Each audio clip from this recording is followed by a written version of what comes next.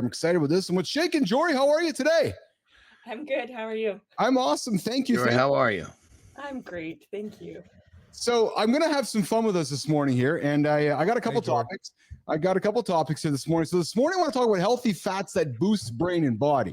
Explore the importance of incorporating healthy fats into your diet, how they can improve brain function and energy levels, and which fats to prioritize for overall well-being. But I want to have a little bit of fun first. So on Friday, we had a good conversation about meat and proteins and extreme awesome athletes, some of the greatest athletes in the world. And one of the things that I'm adamant about on this show and on this platform is that we welcome everybody, whether you're what race, what gender, what sexuality, whoever you are as a human being. You got human and you're kind. We want to have you here in the lab. We also want to have people that eat everything. And we want to have people that have all different points of view on whether they're a vegan, whether they're not eating meat, whether they're eating meat, et cetera, et cetera, et cetera. So we had some fun on Friday and talked about how there might not be a lot of world-class athletes that are vegan only. Yet, I got to be honest, guys. Jory Jansen did her homework on the weekend. And she's like, Keith, I found some athletes that we should talk about here today that are world-class vegan athletes, John. Nice. So Jory came to the table prepared. And I know, John, you're a man of information. You're a man of send it up. So Jory did some work with us this weekend. She's like, hey, the first one is, Jory, Venus Williams. Yeah. One of the world's greatest tennis players does not eat flesh. Quick question. Was she a vegan from the jump during her years of developing her talents, or did she switch once she made it to the top? That I haven't dug into. Great question. I would say that likely, although I didn't do that homework, I was not. I don't know how far back it goes to, for sure.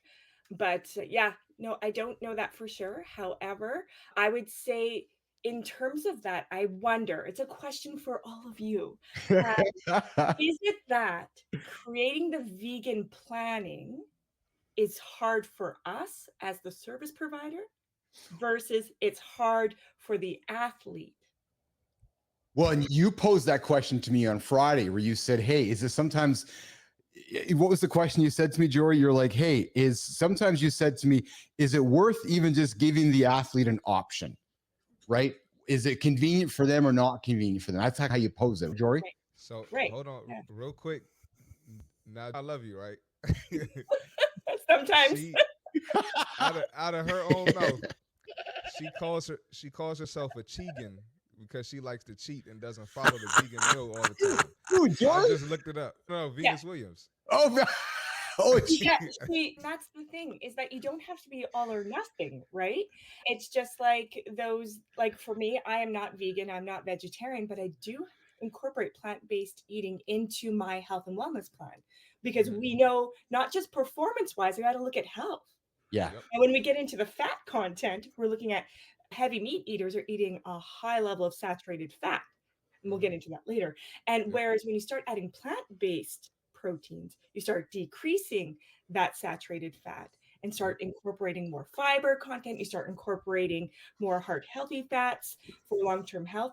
So I think that there's a benefit to exploring what's there. But for me, I would like to say I don't think we know for sure that the elite of the elite can't be vegan. I don't think we know that yet. I do know for me, when I have someone that is not vegan, man, the meal plan takes like minutes for me. Yes. Yeah, for sure. You add in cultural differences, you add in allergies or beliefs that we have, food intolerances. That creates more work for me as the service provider. It's man, you just do this. Yeah. I know it'll work. Yes. Yeah. So let's continue, Jory. Let's talk about healthy fats. Let's talk about healthy fats that boost the brain and the body. Explore the difference of incorporating healthy fats. And here's the question, Jory and John. Do we need to add extra fats to our meals, or if we're eating the right single ingredient whole foods, are we getting enough of the appropriate fats in our diet, Jory, or should we go looking for extra fats in the diet? Jory. It's yes and. What I would say is if you're getting enough calories from your balanced meal plan, likely most people don't need to go out and start searching for supplements. However, with busy schedules, with misinformation, I don't have a lisp, I'm saying myth, I think that possibly that leads to a greater number of people needing to look for supplementation. John, your thoughts on that? When you say supplementation, are you speaking of supplementation for healthy fats? Because I actually, myself, and for majority of my clients, I actually will put healthy fats in as part of the plan, like avocado, and because the essential fats are really helpful for the body in a multitude of dimensions. And in many cases, people don't get those essential fats or enough of them. So I actually program into every meal. Yeah, it's a balance, right? Because we can go really high in terms of convenience foods, which are high in omega-6s, which increases inflammation, Alzheimer's, dementia, those sort of things, pain in the joints. And so making sure that those foods, whole foods are added in, ground flaxseed, chia seeds, whatever, those are added into the plan, then likely going and having to buy a supplement isn't necessary. Yes, perfect. Yeah. So yeah, definitely whole foods first. And it's not hard to throw in whether you're vegan or not. There are both options if you don't want to eat fish, ground flaxseed, chia seeds, avocados, all of those create those heart healthy fats for mind and body overall. Yeah. And going to what Marty was saying a second ago, I know lots of quote vegans that are not really vegans. And because they do cheat and they do bring in different elements that the body needs to perform at a high level, it's a much different deal. But when someone is a strict vegan, now all of a sudden you've got these challenges with getting what's needed in order to really progress. Now, granted, like we talked about, every goal is a little different. Someone that's trying to put on 100 pounds of, someone's trying to be a pro strongman or a pro power lifter, some strength oriented deal where they got to put on 100 pounds of majority muscle. That's where being totally strict vegan becomes more of a challenge. Now, if they're a cheater on their vegan plan, it opens up a lot of possibilities because I've dealt with plenty of those. Oh, I'm a vegan, but I eat this and this. Perfect. We're good to go. It's people love these titles. And I always make the joke. And when I say this is just a joke, so nobody get their panties in a bunch, you put 100 vegans on the line. The ones that are there, you got 85% of them are mad as hell. And the other ones that are the other 15 that are happy, they cheat on their diet. Well, I think we want to be clear on vegan, vegetarian, chegan, as Marty said, or somebody who's choosing to lean more to a plant-based diet and add some protein and add some flesh to that diet. Yeah, I think there's a lot of different labels we can talk about. I'm of the fan of how science is showing the power of plant-based diets. I'm a fan of the power of what science is showing, that there's alternatives out there other than going. Am I a fan of flesh? 100%. But I'm also a fan of some of the new things we're learning. And I'm trying to create the show less bro science, more science of what we're learning today and learning for tomorrow. So, Jory, give Nation one thing to wrap up their thoughts around fat today.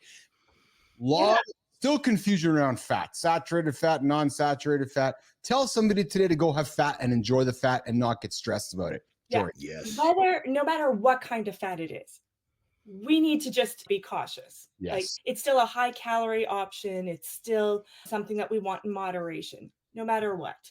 And so I would say create balance, do something that makes you feel good, have your treat versus a cheat. It's all mental. You're not pulling up to the gas station and putting seed oil into your car. So add a variety of fats into your diet. Don't be scared. And the more variety, more likely you'll be balanced, and then you're going to be good. Excellent. Excellent. All right, Jory Jansen joining us here this morning with the protein break. Monday, Wednesday, Fridays, nutrition tips, protein tips to give you guys something to move through your day. Good time. I see you in there. I see you leaning into Jory thinking, what am I going to have today? Go have some fat. But hey, don't go take what I do and take that peanut butter at the tablespoon and go dig it into the fat peanut butter jar and just go eat the fucking fat, man. That's just good for you, but that's not That's good. what Keith used to do. Like, I'm getting my healthy fats in. That's what you used to Well, do. you're going to have to go to an almond butter rather than a peanut butter, because peanut butter is definitely a question mark of an essential fat. But Johnny, I love almond butter. That's I do too. Almond butter, man. I could just crack. Good. I could crush almond butter in the jar. Bro, Terry has to hide that son of a bitch from me.